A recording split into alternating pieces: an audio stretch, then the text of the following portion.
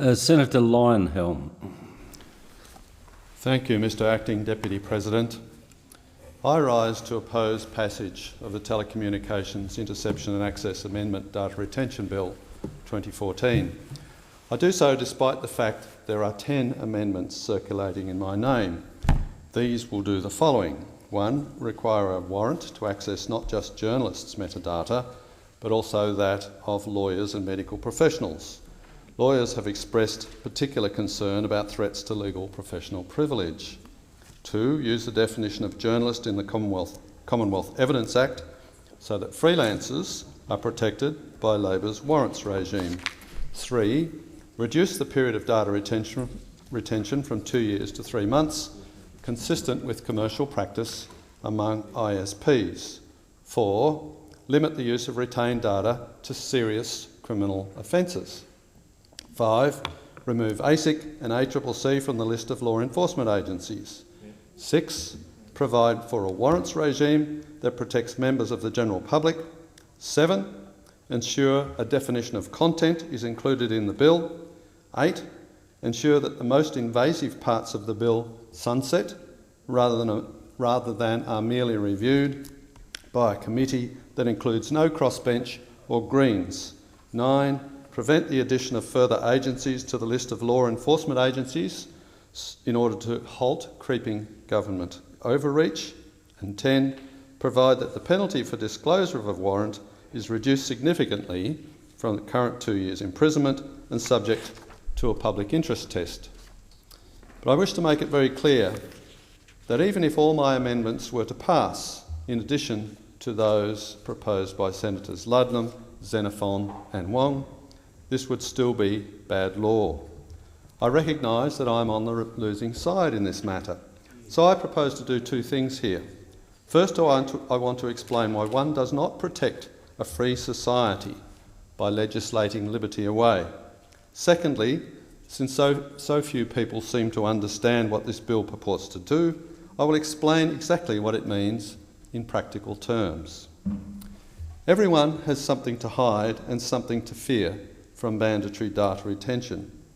It's one thing to require monitoring of certain individuals where there is reasonable cause, but the idea that the government needs to store everyone's metadata without cause, including my 84-year-old mother's, should not be countenanced.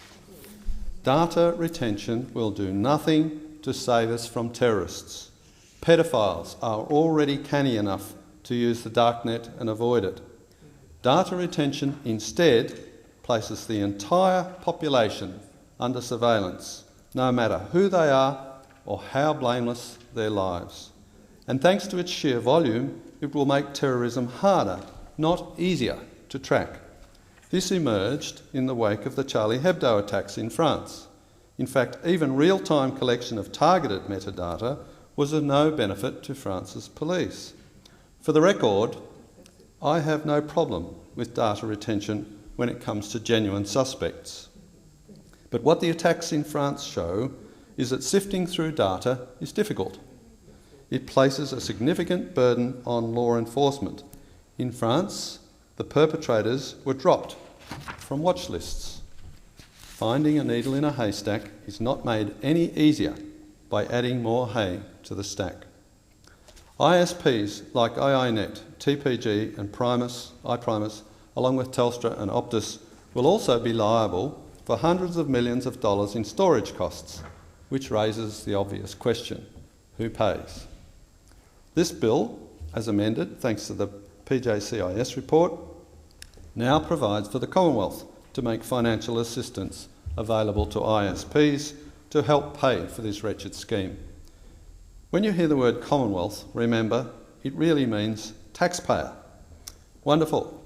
We will pay for the privilege of being spied on, both on our phone bill and via our taxes. And we really are talking about everyone.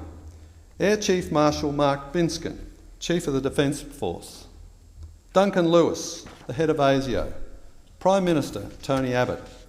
And unless the bill is amended to ensure data is retained in Australia, it may be simpler to bundle up 2 years' worth of all our personal information and send it directly to the Chinese. After all, cloud storage is cheaper over there, and access won't be subject to Australian law. Then there is the basic reality that the government already has substantial powers to deal with terrorists and pedophiles. Apart from the fact, as Brett Walker SC often points out, that violence and conspiracy to commit violence have always been crimes, Australia's security agencies have extensive surveillance powers. They can, for example, obtain data preservation orders, ensuring metadata is retained and an individual's activities on the internet examined. They can obtain warrants to intercept phone calls. People can be held and compelled to answer questions. Preventative detention orders and control orders, without any crime having been committed, restrain people from leaving their homes. If it is suspected, they may commit a crime in the future. Passports can be cancelled. These powers are already so over the top, there's a serious case to be made that they're incompatible with the rule of law in a liberal democracy. Preventative detention orders and control orders, for example, are a direct assault on the presumption of innocence. They allow people to be locked up without a finding of guilt. And this in 2015, the 800th anniversary of Magna Carta, the source of the presumption of innocence at common law. Now, in preparing these remarks, I tried to avoid references to George Orwell's 1984. Too often, banal developments are equated to this depressing future world. But in trying to describe the pervasive impact this law will have on our lives, there really is no better reference. In 1949, Orwell wrote of CCTV listening to our every word in every room and alleyway. Had he imagined the advent of the internet and smartphones and the concept of metadata, he would surely have written of the Ministry of Retention, tracking every step and every conversation with every device we use. Government agencies already exploit the information they have about us in disturbing ways. In the year to 2013, there were almost 320,000 authorisations to access telephone records, including 375 by Australia Post and 15 by Wyndham City Council in Victoria. Stored data is a honeypot for intrusive snoops and bullies, and that's only the legal ones. That's why it's important to be aware these immense data retention powers won't be used to fight terrorism. They're not really suited to that. As happened with the UK's Regulation of Investigatory Powers Act, or RIPA, it's likely they'll be used for minor welfare fraud, unpaid parking fines, and catching petrol stations engaging in the heinous crime of comparing petrol prices. The latter is especially likely now that the ACCC and ASIC have been added to the list of law enforcement agencies. The idea for data retention of this type came from Europe, which is why Europeans were the first to appreciate that its record in crime clear-up is poor. Germany's Parliamentary Research Unit, for example, surveyed that country's crime statistics between 2005 and 2010 and found no evidence to suggest data retention helped solve serious crimes. It was marvellous for catching people who didn't pay their rates, though, or who evaded road tolls.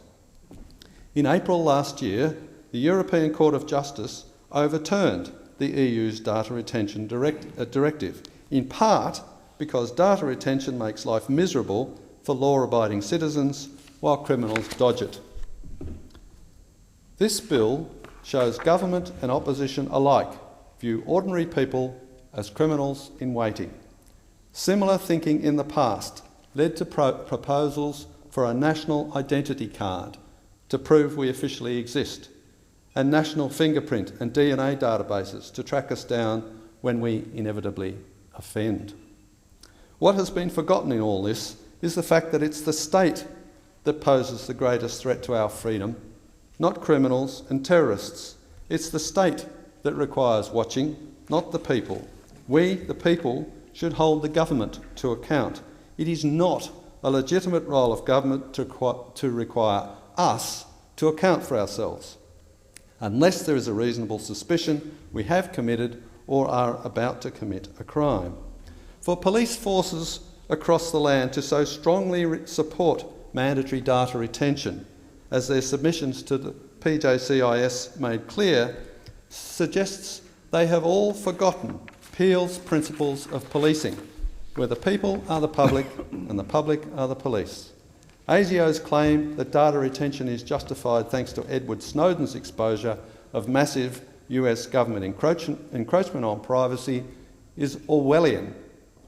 And the claim by our own secret police, the Australian Crime Commission, that not having access to data is equivalent to having two hands tied behind their backs suggests the ACCC is ineffectual and should be abolished. This would, of course, represent a considerable saving to taxpayers.